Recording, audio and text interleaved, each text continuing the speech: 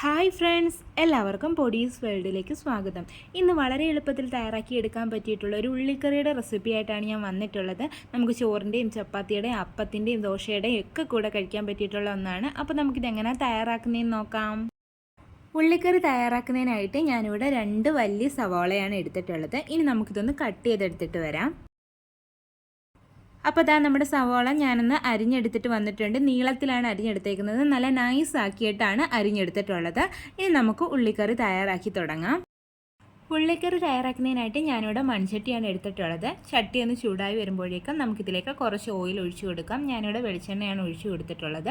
ഓയിലൊന്ന് ചൂടായി വരുമ്പോഴേക്കും നമുക്കൊരു 1/2 ടീസ്പൂൺ അളവിൽ കടുക് ഇട്ട് കൊടുക്കാം. കടുക് ഒന്ന് പൊട്ടി വന്നതിന് ശേഷം ഒരു 1/4 ടീസ്പൂൺ അളവിൽ പെരുംജീരകം, വലിയ ജീരകവും കൂടി ഇട്ട് കൊടുക്കാം.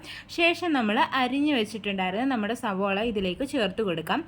ഇപ്പം ഇത്രയും തോന്നുന്നുണ്ടെങ്കിലും ഇത് വഴണ്ടൊക്കെ വരുമ്പോഴത്തേക്ക് വളരെ കുറച്ചേ കാണത്തുള്ളൂ. അപ്പോൾ അതനുസരിച്ചിട്ട് സവാളയുടെ എണ്ണം കൂട്ടിയെടുക്കുക കേട്ടോ.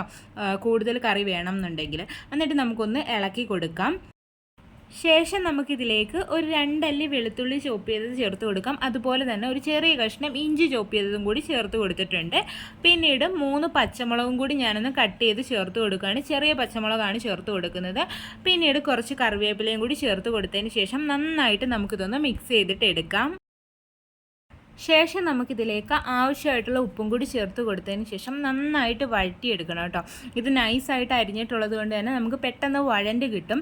അധികം സമയമൊന്നും എടുക്കത്തില്ല വഴണ്ട് കിട്ടാൻ വേണ്ടിയിട്ട്. നന്നായിട്ട് വഴണ്ട് വരണം. ഇതിൻ്റെ കളറൊക്കെ ചെറുതായിട്ടൊന്ന് ചേഞ്ചായി വരണം. അതുവരെ നമുക്ക് നന്നായിട്ട് വഴറ്റിയെടുക്കാം. അപ്പോൾ നമ്മുടെ ഉള്ളിയൊക്കെ നന്നായിട്ട് വഴണ്ട് വന്നിട്ടുണ്ട്. നന്നായിട്ട് വഴണ്ട് വന്നില്ലെന്നുണ്ടെങ്കിൽ നമ്മുടെ കറിക്ക് അത്ര ടേസ്റ്റ് വരത്തില്ല. അതുകൊണ്ടാണ് നന്നായിട്ട് വഴറ്റിയെടുക്കണം എന്ന് പറഞ്ഞത്. ഇനി നമുക്ക് ഫ്ലെയിം ഒന്ന് കുറച്ച് വെച്ചിട്ട് ഇതിലേക്ക് മസാലപ്പൊടികളൊക്കെ ചേർത്ത് കൊടുക്കാം. അതിനായിട്ട് ഞാനിവിടെ 1 ടീസ്പൂൺ മല്ലിപ്പൊടി, 1 ടീസ്പൂൺ മുളക് പൊടി, അതുപോലെ തന്നെ ഒരു 1/2 ടീസ്പൂൺ മഞ്ഞൾപ്പൊടി, 1/4 ടീസ്പൂൺ ഗരം മസാല എന്നിവ ചേർത്ത് കൊടുത്തിട്ടുണ്ട്. ശേഷം നമുക്കിത് നന്നായിട്ടങ്ങ് വഴറ്റിയെടുക്കാം. ഈ ഒരു പൊടികളുടെ പച്ചക്കുത്ത് മാറുന്നിടം വരെ ഒന്ന് വഴറ്റിയെടുക്കണം.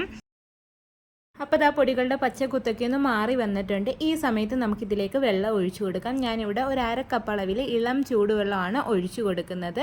എന്നിട്ട് ഇത് നമുക്ക് നന്നായിട്ട് അങ്ങ് മിക്സ് ചെയ്തിട്ട് എടുക്കാം. ഈ സമയത്ത് നമ്മുടെ കറിയുടെ ഉപ്പൊക്കെ കറക്റ്റ് ആണോ എന്നൊന്ന് ചെക്ക് ചെയ്ത് നോക്കണേ.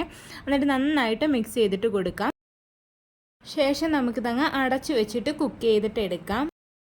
അപ്പോൾ നമ്മുടെ കറി നന്നായിട്ട് തിളച്ച് വന്നിട്ടുണ്ട്, കുക്കായി വന്നിട്ടുണ്ട്, എണ്ണയൊക്കെ ഒന്ന് തെളിഞ്ഞ് വന്നിട്ടുണ്ട്. ഈ സമയത്ത് നമുക്കൊന്ന് മിക്സ് ചെയ്തിട്ട് കൊടുക്കാം. എന്നിട്ട് നമുക്ക് അവസാനമായിട്ട് ഇതിലേക്ക് കുറച്ച് കറിവേപ്പിലയും കൂടി ഒന്ന് ഇട്ട് കൊടുത്തിട്ട് നന്നായിട്ട് മിക്സ് എടുക്കാം. ഇനി നമുക്ക് ഫ്ലെയിം ഓഫ് ചെയ്ത് കൊടുക്കാം. നമ്മുടെ കറി ഇവിടെ റെഡി ആയിട്ടുണ്ട്. സിമ്പിളായിട്ടുള്ള കറിയാണ്, എളുപ്പത്തിൽ തയ്യാറാക്കി എടുക്കാൻ പറ്റും. നല്ല ടേസ്റ്റി ആയിട്ടുള്ളൊരു കറിയാണ്. ചോറിൻ്റെയും ചപ്പാത്തിയുടെയും അപ്പത്തിൻ്റെയും ദോശയുടെയും ഒക്കെ കൂടെ കഴിക്കാൻ പറ്റിയിട്ടുള്ള ഒന്നാണ്. അപ്പോൾ എല്ലാവരും ഒന്ന് ട്രൈ ചെയ്ത് നോക്കണേ. ട്രൈ ചെയ്ത് നോക്കിയിട്ട് ഫീഡ്ബാക്ക് പറയാൻ മറക്കല്ലേ. വീഡിയോ ഇഷ്ടമായിട്ടുണ്ടെങ്കിൽ ഒന്ന് ലൈക്ക് ചെയ്യണേ. ആദ്യമായിട്ട് ചാനൽ കാണുന്ന കൂട്ടുകാരൊക്കെ ഉണ്ടെങ്കിൽ പ്ലീസ് ഒന്ന് സബ്സ്ക്രൈബ് ചെയ്ത് സപ്പോർട്ടും കൂടി ചെയ്യണേ. വീണ്ടും നല്ലൊരു വീഡിയോ ആയിട്ട് വരാം. Thanks for watching.